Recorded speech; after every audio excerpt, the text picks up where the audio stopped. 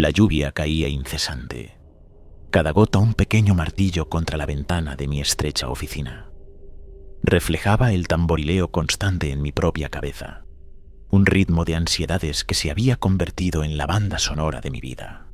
No era la lluvia suave y rítmica, sino que cada impacto contra el cristal parecía acompañado de un minúsculo crujido de fractura en algún lugar profundo de mi cráneo. Afuera, la ciudad era un borrón de gris, los imponentes rascacielos perdidos en el crepúsculo perpetuo, que se había vuelto la norma en estos últimos años.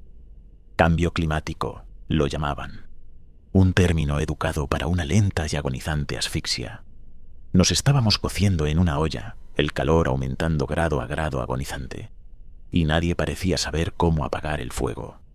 Las noticias, cuando me atrevía a verlas, eran un carrusel de inundaciones, incendios y hambrunas, puntuado por los anuncios cada vez más desesperados de políticos que ofrecían placebos en lugar de soluciones. Estaban tocando el violín, literalmente, mientras Roma, o más bien todo el planeta, ardía. Era en esos momentos cuando deseaba estar en cualquier lugar menos aquí, en cualquier lugar menos en la Tierra. Mi atención se desvió hacia la fotografía enmarcada en mi escritorio, la única constante en este mundo siempre cambiante. Sara. Su sonrisa, capturada en un momento de pura y absoluta alegría, era un puñal retorciéndose en mis entrañas. Sus ojos oscuros e inteligentes, llenos de una vida que había sido cruelmente extinguida, parecían seguirme, una silenciosa reprobación. Habíamos sido dos mitades de un todo, ambos dedicados a desentrañar los misterios de la mente humana. Ella, una neurocientífica especializada en trauma y memoria. Pero algunas cosas, algunas enfermedades, desafían todo mapa. La suya había sido una de esas, un cáncer raro y agresivo que la devoró desde adentro, dejándome a mí vacío y a la deriva en su estela. La ironía no se me escapaba. Pasamos nuestras vidas intentando sanar mentes y al final ni siquiera pudimos sanar su cuerpo. Su muerte había destrozado mi fe en todo, incluyendo, y quizás especialmente, en la existencia de un poder superior benévolo. Si existía un Dios, él, ella o ello, ciertamente no se preocupaba por Sara, ni por mí, ni por ninguno de nosotros, la verdad. Me volví bastante cínico después de eso. Mi trabajo se convirtió en mi refugio, una forma de adormecer el dolor o, al menos, de compartimentalizarlo. Me especialicé en trauma, en ayudar a la gente a recomponer los fragmentos destrozados de sus vidas después de experimentar eventos demasiado extraños para procesar por completo. Recuerdos reprimidos, trastornos disociativos. Esos eran los paisajes que navegaba a diario. Era bueno en ello, uno de los mejores. Mi habilidad para guiar a los pacientes a través de hipnosis profunda, para abrir las puertas de su subconsciente, era renombrada, si no siempre comprendida. Pero era una profesión solitaria, una inmersión constante en la oscuridad de los demás, una oscuridad que a menudo reflejaba la mía. Sentía que estaba rodeado de gente rota, incluyéndome a mí mismo. Y luego estaba el buscador estelar. En un mundo hambriento de esperanza, la misión había sido un faro brillante. El primer viaje interestelar tripulado, un salto audaz hacia lo vasto y desconocido. Capturó la imaginación del mundo como nada en mi vida. Por un breve y glorioso momento, la humanidad pareció unida, nuestras mezquinas disputas y preocupaciones terrenales empequeñecidas por la audacia de la empresa. Recuerdo las celebraciones globales, la contención colectiva del aliento mientras las 5 almas valientes, el comandante Jonathan Hudson, la doctora Astra Nilon, el capitán Ben Carter, la doctora Maya Lee y el teniente Jake O'Brien, embarcaban en su viaje a Próxima Centauri B, un planeta potencialmente habitable, orbitando la estrella más cercana a la nuestra. Su misión era una de descubrimiento, de búsqueda de vida, un viaje sin retorno, decían. Todos sabíamos que nunca regresarían. O eso creíamos. Yo también me dejé llevar por la emoción, aunque mi entusiasmo estaba temperado por una dosis saludable de escepticismo. El espacio era una amadura, implacable incluso con el más mínimo error, y las distancias involucradas eran asombrosas, casi incomprensibles para la mente humana. Aún así, admiraba su coraje, su disposición a sacrificarlo todo en pos del conocimiento. Los vimos en nuestras pantallas, saludando a la cámara mientras entraban a la nave. Recuerdo los vítores, la esperanza, el optimismo. Se sentía como que quizás lo lograríamos como especie. Entonces, silencio, no el desvanecimiento gradual de una señal, sino un cese abrupto y aterrador de toda comunicación. Un momento estaban allí, transmitiendo datos e imágenes a la Tierra. Al siguiente, nada. Era como si el buscador estelar y su tripulación simplemente se hubieran desvanecido en el vacío. El mundo lloró. Se erigieron memoriales. La tripulación del buscador estelar se convirtió en mártir, símbolo de la ambición humana y el trágico costo de alcanzar las estrellas. El proyecto fue finalmente cancelado. Después de mucho debate, se decidió que no estábamos listos. La misión pasó de ser un símbolo de esperanza a un crudo recordatorio de nuestras limitaciones. Volvimos nuestra atención a los problemas aquí, en la Tierra. Pasaron años, el mundo siguió adelante, como siempre lo hace. El recuerdo del buscador estelar se desvaneció, convirtiéndose en una nota a pie de página en los libros de historia, un recordatorio de un sueño postergado. Pero, en el fondo, las preguntas permanecían. ¿Qué les pasó? ¿Sufrieron? ¿Llegaron siquiera a su destino? ¿O se encontraron con algo más allá, en la negrura? La lluvia afuera se intensificó. Una repentina ráfaga de viento sacudió la ventana, devolviéndome al presente. Fue entonces cuando estalló la noticia. Una noticia tan impactante, tan completamente improbable, que pareció trastornar la misma tela de la realidad.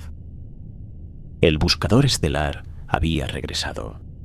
Primero fue avistado por un astrónomo aficionado, un pequeño punto de luz moviéndose a una velocidad imposible. Luego fue confirmado por los grandes observatorios. La nave, o al menos una nave idéntica al buscador estelar, había reaparecido en nuestro sistema solar, desacelerando a un ritmo que desafiaba nuestra comprensión de la física. Nos habían matado, y nosotros respondimos. Estaban volviendo a casa. El mundo enloqueció. Las noticias, que durante tanto tiempo habían sido una letanía de desesperación, estallaron en un frenesí de especulación y emoción. La tripulación, presunta muerta durante décadas, estaba viva, pero eran diferentes, cambiados. Las primeras imágenes los mostraban emergiendo de la nave, no en trajes espaciales, sino con ropa común. Parecían ilesos, incluso saludables. Pero había algo más, algo en sus ojos, en su forma de moverse, que me hizo estremecer. No era natural, era casi regio. Luego vinieron las demostraciones de sus poderes. El comandante Hudson, en una transmisión en vivo vista por miles de millones, levantó con calma un vehículo de transporte masivo con su mente, lo mantuvo suspendido en el aire por un minuto completo y luego lo bajó suavemente. Otros mostraron habilidades similares, habilidades precognitivas, sanación acelerada, manipulación de la materia a nivel molecular. Afirmaron que se habían encontrado con una inteligencia alienígena benévola, una forma de vida superior que les había otorgado estos dones, convirtiéndolos en la vanguardia de una nueva era para la humanidad. Ellos, dijeron, ya no eran meros mortales, eran dioses o algo muy parecido. El mundo estaba cautivado, dividido entre el asombro, el miedo y un profundo e inquietante escepticismo. Los creyentes, como rápidamente se les llamó, acogieron a la tripulación retornada como salvadores, profetas de una nueva era. Acudieron a ellos, desesperados por un milagro, por una solución a los interminables problemas que plagaban nuestro mundo. Los escépticos, un grupo más pequeño pero vocal, cuestionaban los motivos de la tripulación, el origen de sus poderes y el potencial de abuso. Los gobiernos, tomados por sorpresa y completamente desprevenidos ante esta nueva realidad, Se apresuraron a entender y, si era posible, controlar la situación. Las viejas reglas ya no aplicaban. El mundo, mi mundo, el que creía entender, había sido alterado irrevocablemente. Mi antigua vida se sentía como un recuerdo lejano, algo que había terminado. Esta era la nueva normalidad, gustara o no. Un golpe brusco en la puerta de mi oficina me sobresaltó. La agente Rebeca Rodríguez estaba en el marco de la puerta, sus ojos oscuros llenos de urgencia y aprensión. Era una mujer que había visto demasiado, hecho demasiado, una veterana de innumerables operaciones encubiertas. Teníamos un historial, uno complicado, construido sobre una base de respeto mutuo y una comprensión compartida de los rincones más oscuros de la naturaleza humana. Trabajaba para una rama del gobierno tan secreta que la mayoría de la gente ni siquiera sabía que existía. Hicimos algún trabajo juntos en el pasado, pero eso fue hace mucho tiempo. Dr. Maxwell, lo necesitamos. Me lo imaginaba, respondí, dejando escapar un suspiro. Déjeme adivinar, los dioses necesitan un psiquiatra. Algo así, dijo entrando a la oficina y cerrando la puerta tras de sí. Necesitamos saber qué está pasando realmente dentro de sus cabezas. Necesitamos saber si dicen la verdad. Necesitamos saber qué pasó allá afuera. La agencia estaba dividida sobre qué hacer. Algunos querían acoger a la tripulación, aprender de ellos, usar sus poderes para el beneficio de la humanidad. Otros eran cautelosos, desconfiados, temiendo una agenda oculta, un escenario de caballo de Troya. Incluso había algunos que querían eliminar a la tripulación, viéndolos como una amenaza existencial. La agente Rodríguez, sin embargo, estaba en el medio. No confiaba en la tripulación, pero tampoco confiaba en sus superiores. ¿Y usted cree que yo soy quien puede averiguarlo?, pregunté, señalando la fotografía de Sara. No soy exactamente conocido por mi fe en los poderes superiores estos días. De hecho, soy probablemente la persona más escéptica que podrían haber elegido. Usted es el mejor para meterse en la cabeza de la gente, David. Y justo ahora eso es exactamente lo que necesitamos. Además, agregó, con un atisbo de sonrisa tocando sus labios, su escepticismo podría ser su mayor ventaja. Ella también sabía sobre mis habilidades, sobre mi capacidad para hacer que la gente se abriera, para revelar sus secretos más profundos y oscuros. Sabía que yo era el único que podía hacer esto. La miré a ella, a la lluvia que aún azotaba la ventana, a la ciudad envuelta en gris. Pensé en Sara, en el buscador estelar, en la realidad imposible que se había desarrollado ante mis ojos.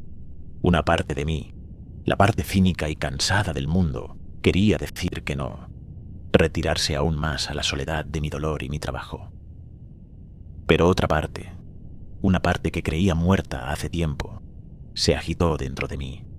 Una chispa de curiosidad, un sentido de responsabilidad, quizás incluso una pizca de esperanza. Estábamos al borde de algo monumental, algo que podía salvarnos o destruirnos, y a mí, un psicólogo cínico y quebrado, me habían dado un asiento de primera fila. Esto era importante, quizás lo más importante que la humanidad había enfrentado jamás. La tripulación era claramente peligrosa, poderosa, pero ¿de dónde venían estos poderes? Está bien, Rebeca, vamos a conocer a los dioses. El viaje a la instalación fue un borrón de asfalto surcado por la lluvia y las luces rojas y azules de nuestro escolta. La ciudad estaba extrañamente silenciosa. La gente se quedaba en casa, pegada a sus pantallas, observando el drama del regreso de la tripulación del buscador estelar. O quizás simplemente tenían miedo. El temor parecía merodear en el fondo, moldeando cada intercambio. Podías verlo en la forma en que la gente evitaba el contacto visual, en el paso apresurado, en las miradas nerviosas que lanzaban al cielo, como esperando que una retribución divina, o quizás la salvación, cayera sobre ellos en cualquier momento. Estaba claro que veían a la tripulación como algún tipo de seres divinos, aunque nadie pudiera comprender plenamente lo que eso significaba. La instalación en sí era un bloque de hormigón anodino, escondido en una esquina de un distrito industrial. Parecía abandonada, casi en ruinas, el tipo de lugar que pasas 1000 veces sin notar nunca. Pero bajo la superficie era un hervidero de actividad. Salas de observación, laboratorios fuertemente custodiados. Aquí era donde el gobierno mantenía a la tripulación retornada, ostensiblemente para su protección, pero también, sospechaba, para observación y, si era necesario, contención. Estaban intentando entender con qué se estaban enfrentando antes de tomar cualquier decisión importante. Mi primera impresión de los astronautas retornados fue un estudio en contrastes. Estaban físicamente presentes, innegablemente reales. Sin embargo, había algo inquietantemente ajeno en ellos. El comandante Jonathan Hudson, el líder carismático, nos recibió con una sonrisa que no llegaba a sus ojos. Era una expresión practicada, casi plástica, del tipo que ves en políticos o actores, no en alguien que acababa de regresar de las profundidades del espacio interestelar. Sus ojos, sin embargo, eran diferentes. Contenían una profundidad, una quietud que parecía absorber la luz a su alrededor, haciendo difícil apartar la mirada. Sentía que él estaba analizando, viendo a través de ti y todas tus fachadas.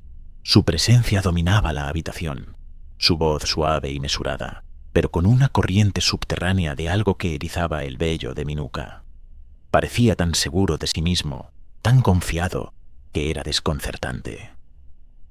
Los otros miembros de la tripulación, la doctora Astra Nilon, el capitán Ben Carter, la doctora Maya Lee y el teniente Jake O'Brien, eran más reservados.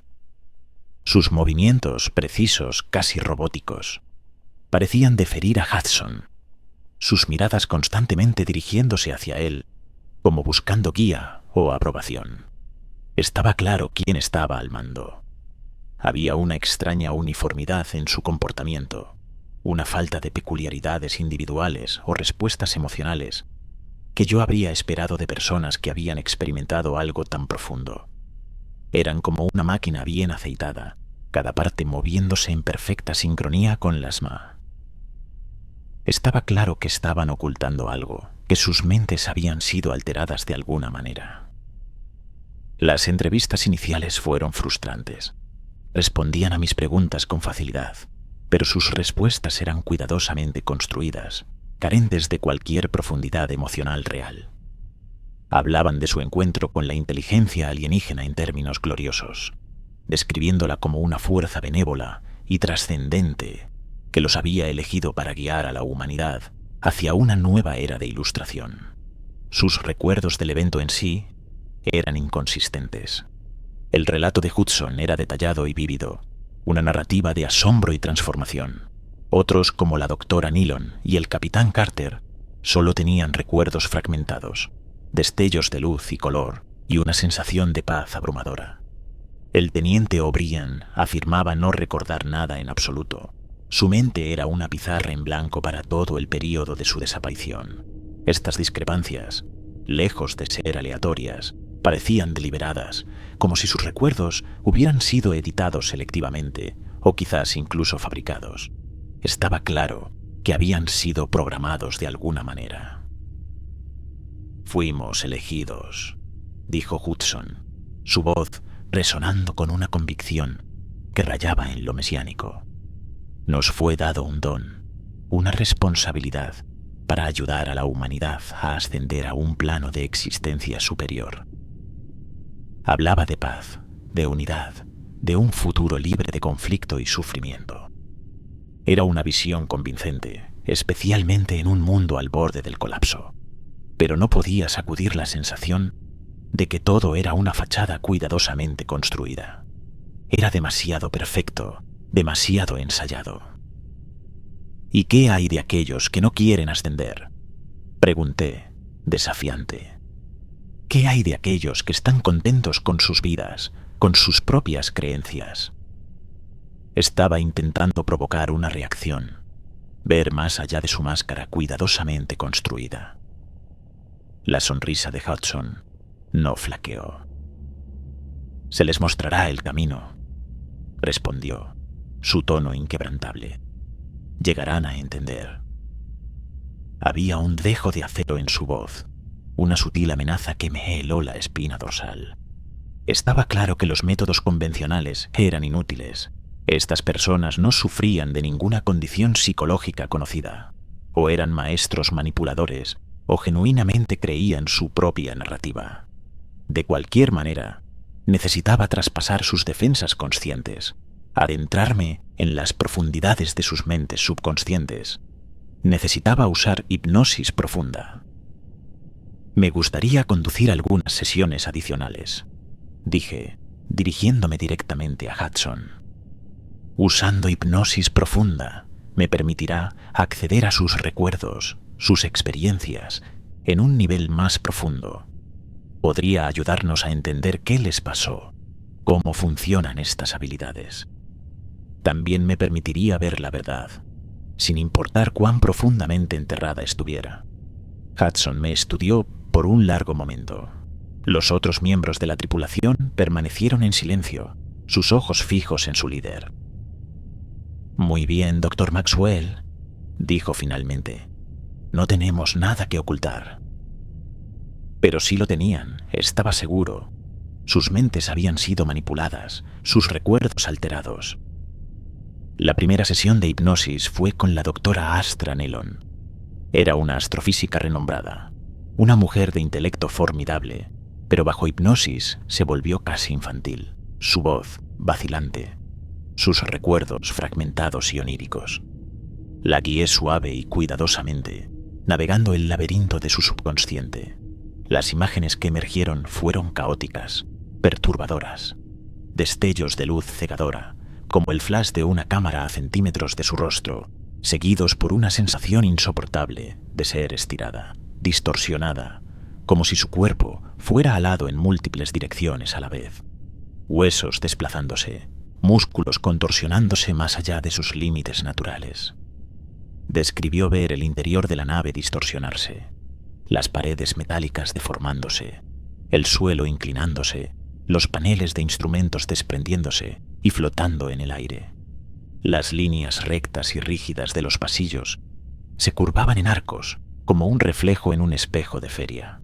Vio sus propias manos frente a su rostro, la piel volviéndose translúcida, los huesos debajo visibles, alargados y delgados, como un esqueleto de vidrio. Sus compañeros de tripulación estaban igualmente afectados, sus cuerpos retorciéndose, sus rostros contraídos en gritos silenciosos. El brazo de Carter se alargaba, extendiéndose por un pasillo que parecía prolongarse hacia el infinito. Maya estaba doblada por la mitad hacia atrás, su columna vertebral curvada, y sin embargo no mostraba signos externos de dolor, solo terror en sus ojos desmesuradamente abiertos. No era un lugar sino un estado de ser, de absoluta desintegración y forzada reconfiguración. Era una realidad donde la forma física no era constante, sino maleable, sujeta a fuerzas más allá de la comprensión humana. Y luego estaba la presencia, no un ser físico, sino una presión, un peso que parecía presionarla desde todas las direcciones, aplastando el aire de sus pulmones, apretando sus órganos internos. Era como si la gravedad se hubiera multiplicado 1000 veces, pero sin el efecto esperado de clavarla al suelo. Lo describió como una conciencia constante y abrumadora, que impregnaba la nave, cada superficie, cada objeto, incluso el aire que respiraban. No los observaba, no de la manera en que un humano lo haría. Los estaba catalogando. Cada célula, cada pensamiento, cada recuerdo, puntos de datos para ser recolectados y analizados. Se sentía como ser diseccionada, no con un escalpelo, sino con pensamiento puro. Cada aspecto de su ser, expuesto y examinado, con un desapego frío y clínico. La doctora Nellon, bajo hipnosis, comenzó a llorar.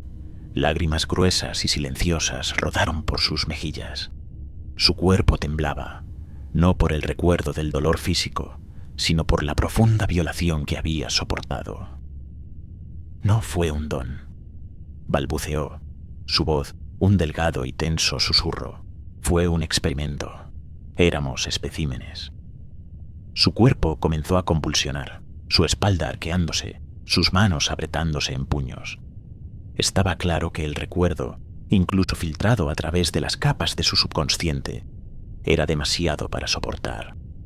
Tuve que sacarla de la sesión, llevándola de vuelta a la realidad estéril de la sala de observación, antes de que el recuerdo inducido le causara un daño duradero. Las sesiones posteriores con el capitán Carter y la doctora Maya Lee arrojaron resultados similares.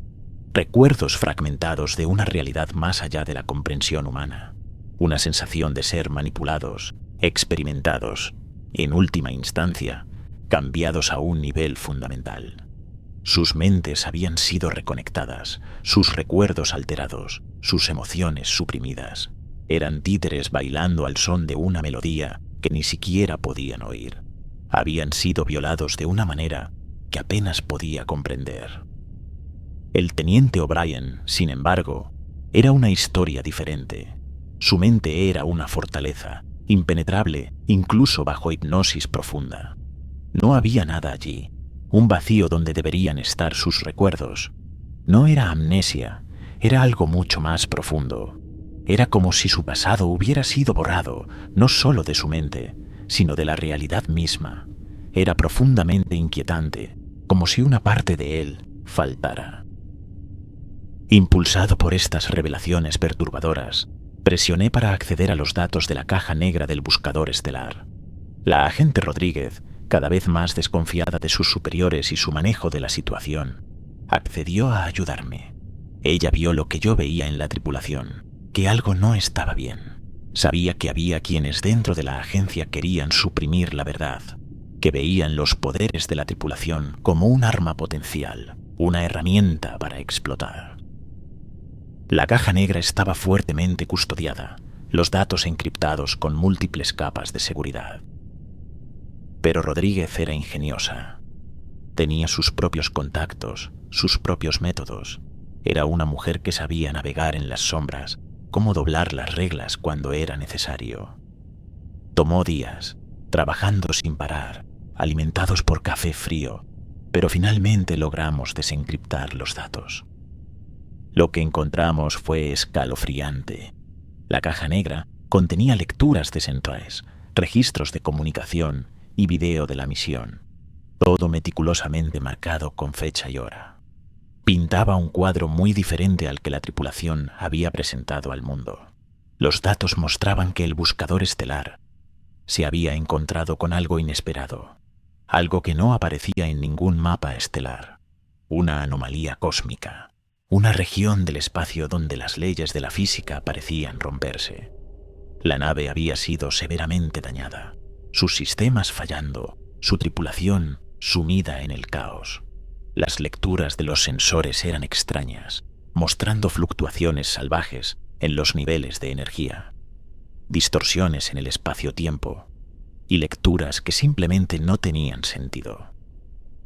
Era como si la misma tela de la realidad se estuviera desentrañando. Los últimos minutos de la grabación fueron los más perturbadores. La cámara montada en el puente mostraba a la tripulación acurrucada, sus rostros pálidos de terror. Miraban algo fuera de pantalla, algo que hacía que la nave se sacudiera violentamente. No había sonido, solo las imágenes distorsionadas y las expresiones aterrorizadas de la tripulación. Luego, un destello cegador de luz llenó la pantalla y la grabación terminó abruptamente. La nave había perdido el contacto justo después de este evento. Este era el momento. Me di cuenta, el momento de su transformación. Esta anomalía, esta energía, era la fuente de sus poderes. Pero no era un don. Era algo mucho más siniestro. Este era el momento en que se encontraron con la entidad.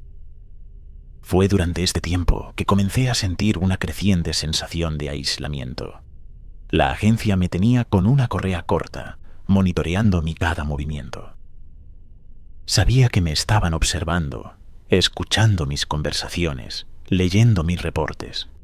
Querían controlar la narrativa, moldear la percepción pública de la tripulación retornada, y yo era una amenaza para ese control. Me estaba acercando demasiado a la verdad. Ya no podía confiar en mis colegas, en mis superiores. Estaba solo, excepto por la agente Rodríguez, e incluso ella comenzaba a mostrarse cansada, paranoica. Una tarde, mientras revisaba una vez más los datos de la caja negra, recibí una llamada de un número desconocido. Era la doctora Emily Foster. Había oído sobre mi trabajo, sobre mis hallazgos. Era una astrofísica conocida por sus teorías radicales sobre la naturaleza del universo, teorías que a menudo habían sido desestimadas por la comunidad científica convencional. Pero ahora, a la luz del regreso del buscador estelar y los extraños poderes de la tripulación, su trabajo era de repente relevante, incluso crucial. Ofreció su ayuda. Creo que puedo ayudarle a entender qué pasó allá afuera, Dr. Maxwell. Creo que sé con qué se encontraron. Era una mujer que no temía desafiar la sabiduría convencional, explorar los límites del conocimiento humano. Nos reunimos en secreto, en un rincón sórdido de la ciudad, lejos de las miradas indiscretas de la agencia. La doctora Foster era un torbellino de energía, su mente acelerada con ideas, su conversación salpicada de jerga científica que me costaba seguir. Pero su concepto central era claro. La anomalía que el buscador estelar encontró no era solo un campo de energía. Era algo mucho más complejo, algo que existía más allá de nuestra comprensión actual de la física. Era, creía ella, una entidad de dimensiones superiores, un ser que existía fuera de nuestro espacio-tiempo de 4 dimensiones, un ser que estaba usando a la tripulación para entrar a nuestro mundo. Piénselo así, Dr. Maxwell, explicó, dibujando diagramas en una servilleta. Imagine un ser bidimensional viviendo en un plano plano. Solo puede percibir largo y ancho. No tiene concepto de altura. Ahora imagine un objeto tridimensional, como una esfera, pasando a través de ese plano. El ser bidimensional solo vería un círculo, una forma que aparece y desaparece, cambia de tamaño y forma, aparentemente al azar. No sería capaz de comprender la verdadera naturaleza de la esfera.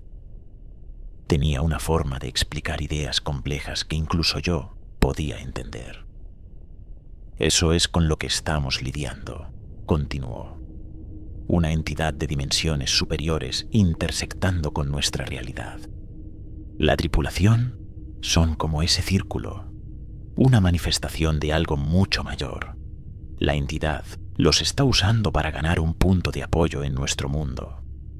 Sus palabras me helaron la espina dorsal.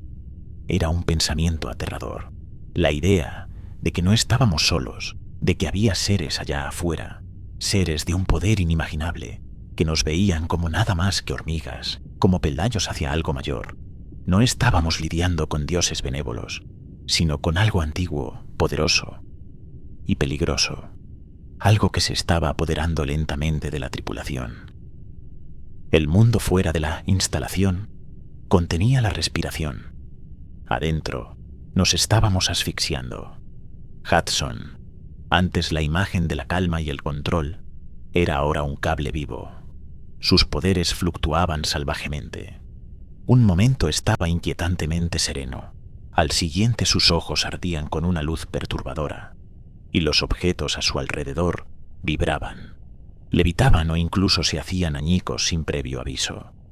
Era un resorte en tensión, listo para romperse con la más mínima provocación.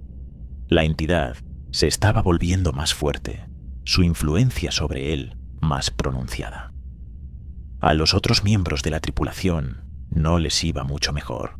La doctora Nilon se había vuelto retraída, propensa a ataques de temblores incontrolables, sus ojos desmesuradamente abiertos por un terror que no podía articular.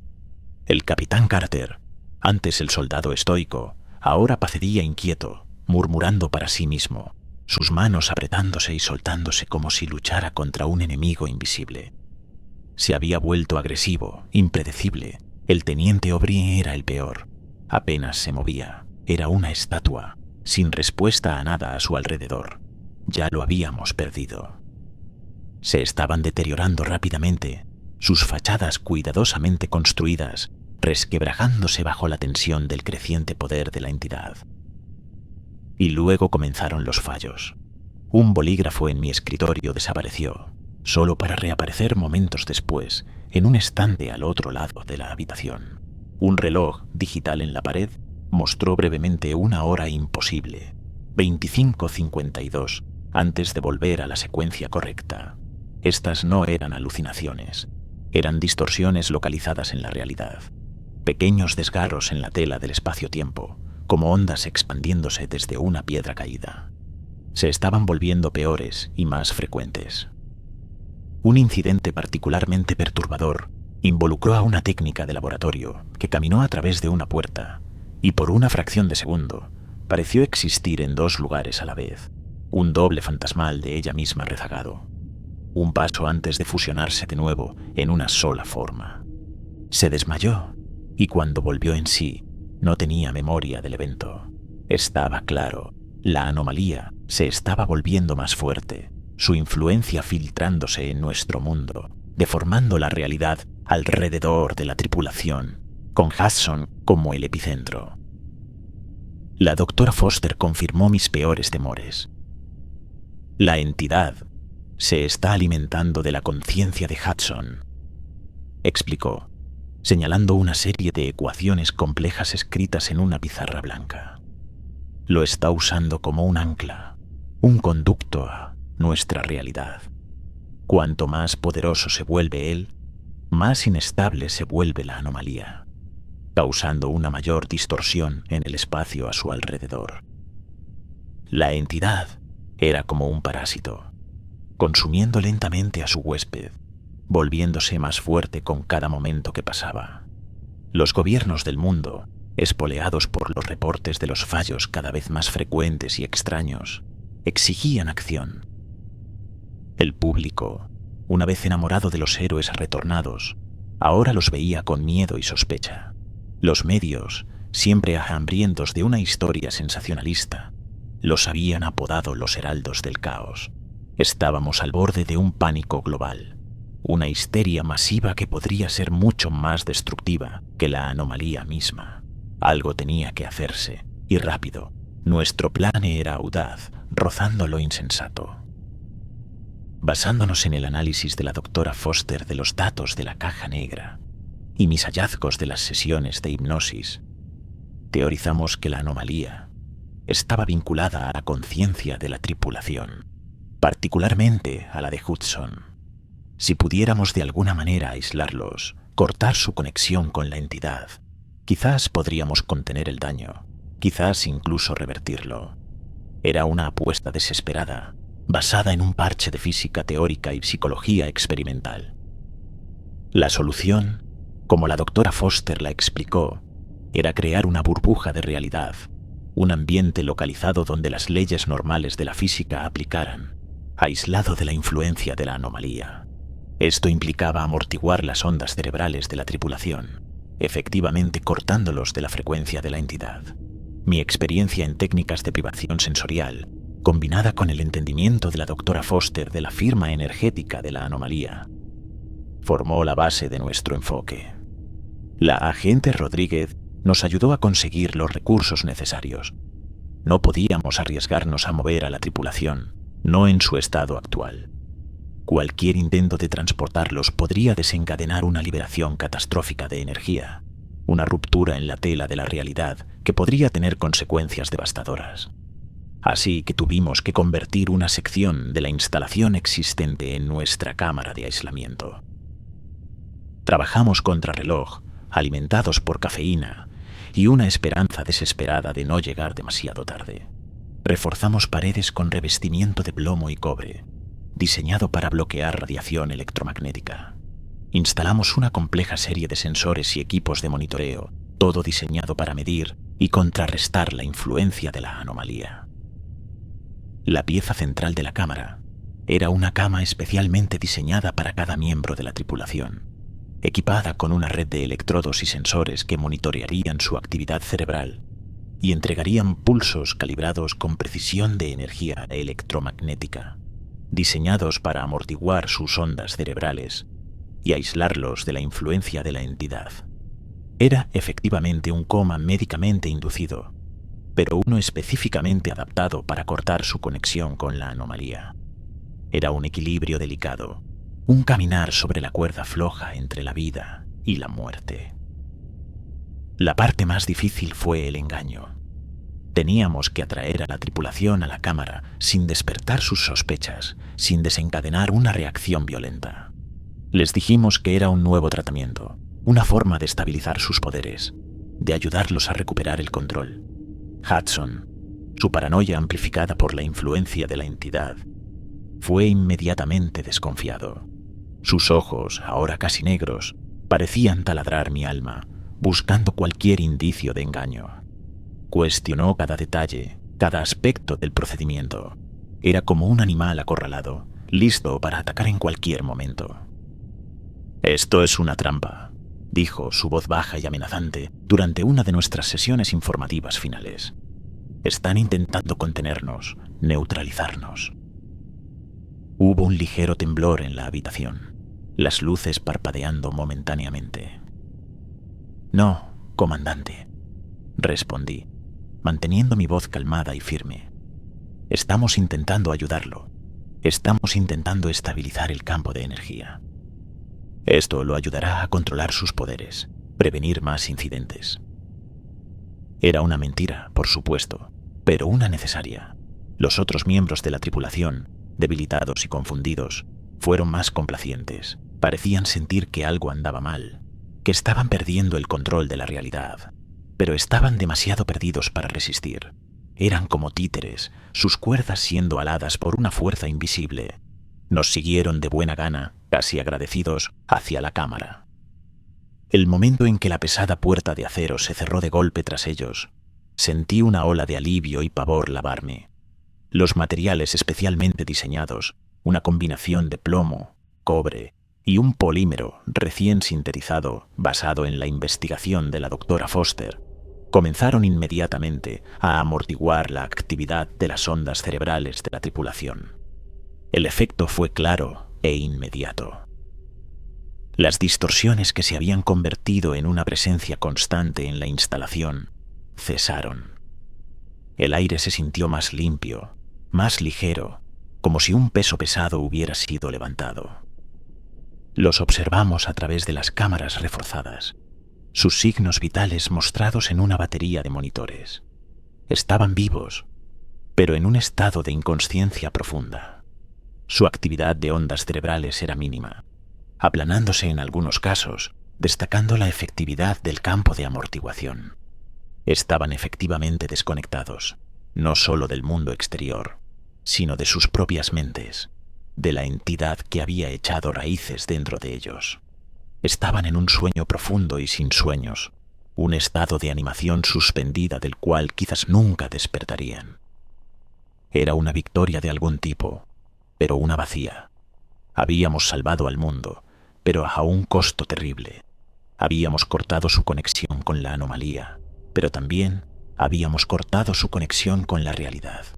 Estaban vivos, pero no viviendo. ¿Habíamos hecho lo correcto? ¿Habíamos salvado al mundo o simplemente habíamos cambiado una pesadilla por otra? El mundo lentamente comenzó a recuperarse, pero era una recuperación marcada por un nuevo tipo de miedo. Un miedo no de lo desconocido, sino de lo conocido. Ahora sabíamos que no estábamos solos, que había fuerzas allá afuera, más allá de nuestra comprensión, fuerzas que podían alcanzar nuestro mundo y remodelarlo a su voluntad. El conocimiento era una carga pesada, un recordatorio constante de nuestra vulnerabilidad. El encuentro había destrozado nuestro sentido de seguridad, nuestra creencia en las leyes fundamentales del universo. Estábamos a la deriva, en un cosmos mucho más extraño y peligroso de lo que jamás habíamos imaginado. Yo me quedé con un profundo sentido de pérdida, una sensación de vacío que hacía eco al vacío dejado por la desconexión de la tripulación. Había cumplido mi parte, había ayudado a evitar una catástrofe, pero no podía sacudir la sensación de que de alguna manera había fallado.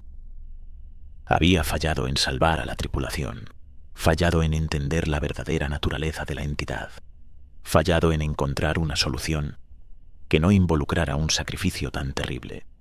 Era un psicólogo, un sanador de mentes, y sin embargo me habían forzado a participar en la destrucción, o al menos el silenciamiento, de 5 vidas humanas. Era una carga pesada de llevar. El silencio desde las estrellas, una vez una fuente de asombro, ahora parecía burlarse de nosotros, un recordatorio constante de las vastas e incognoscibles fuerzas que yacen más allá de nuestro alcance, y la amenaza persistente que podría un día regresar. Habíamos ganado esta batalla, pero la guerra, temía, estaba lejos de terminar. Estábamos para siempre en deuda con la entidad. Nos había mostrado nuestra debilidad, y nunca podríamos olvidar eso. El mundo estaba a salvo por ahora, pero el silencio era ensordecedor.